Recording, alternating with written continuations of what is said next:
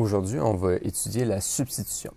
L'objectif de la substitution, c'est de déterminer le point d'intersection entre deux fonctions. Lors des derniers cours, en fait, on a regardé la méthode de comparaison lorsqu'on avait déjà deux formes fonctionnelles, donc deux fonctions dégradiées sous la forme fonctionnelle, c'est-à-dire y est égal à 2x plus 3 par exemple. Dans ce cas-ci, la substitution fonctionne bien lorsqu'on a seulement une des deux fonctions qui est sous la forme fonctionnelle. La comparaison, dans ce cas-ci, est difficile à faire. Il faudrait isoler la variable y en premier lieu. Donc, c'est plus rapide de faire la substitution. On va utiliser la substitution à chaque fois qu'on a une des deux variables qui est déjà isolée. Dans ce cas-ci, on a y d'isolé, mais ça pourrait être également le x qui est isolé.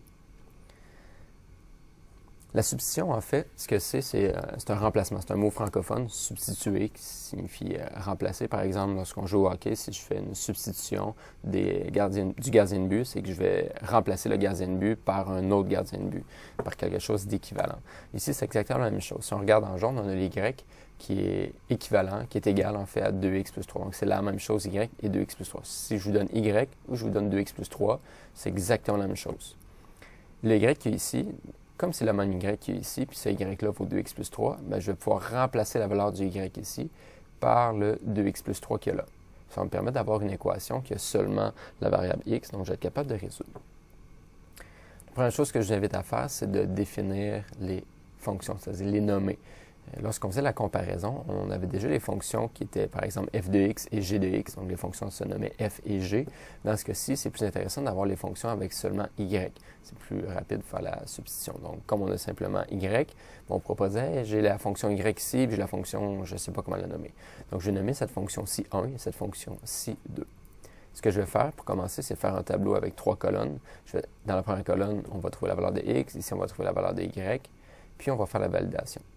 Une fois que le tableau à 3 colonnes est fait, ce que j'invite à faire, c'est substituer 1 dans 2. C'est-à-dire, on va prendre l'information qu'il y a ici pour la remplacer dans la deuxième équation. J'écris la deuxième équation en entier. Au lieu d'écrire y, je vais écrire entre parenthèses 2x plus 3.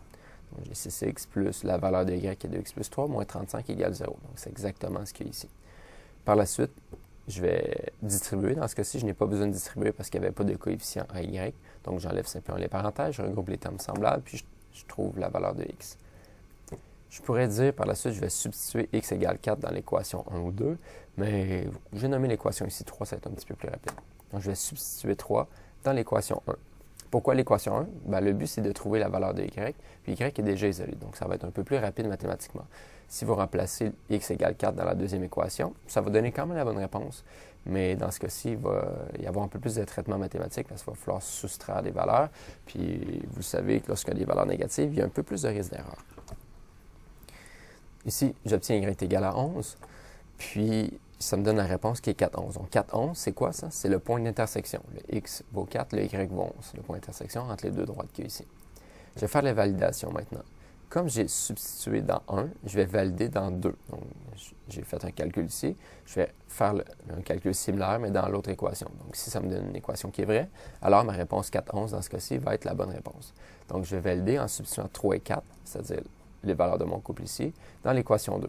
Je remplace, je calcule, ça me donne la bonne réponse. Deuxième exemple. Un petit peu plus difficile, c'est cet exemple-ci parce qu'on a la valeur, le coefficient 2 devant le y. Donc, question très, très similaire, forme fonctionnelle, forme générale. Je vais substituer 1 dans 2. La différence, c'est qu'ici, on a le coefficient 2. Donc, qu'est-ce que je vais faire? Bien, j'ai réécrit l'équation ici au complet. Je remplace la valeur de y par 4x moins 2 comme tantôt, mais je n'oublie pas de mettre les parenthèses. Ici, je recopie 3x. 2 fois 4x donne mon 8x. 2 fois moins 2 donne moins 4. Par la suite, je copie le reste.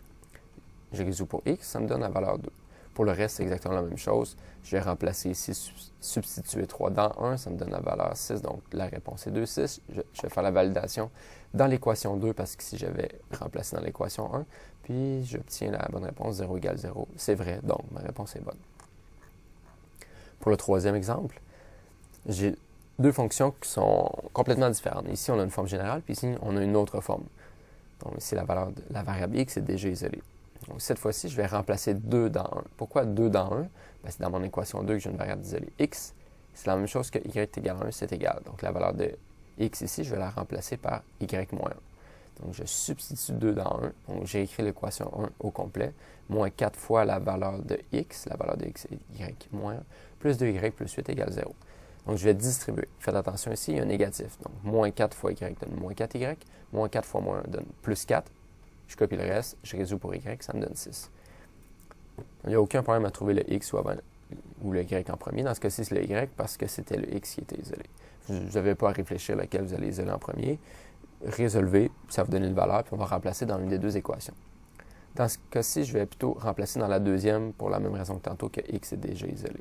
Ça me donne la valeur x vaut 5. Donc, ma réponse devrait être 5 et 6. Je procède à la validation. Donc, je substitue le couple ici 5, 6 dans l'équation 1. Pourquoi dans l'équation 1? Bien, ici, j'avais remplacé dans 2. Puis, j'obtiens 0 égale à 0.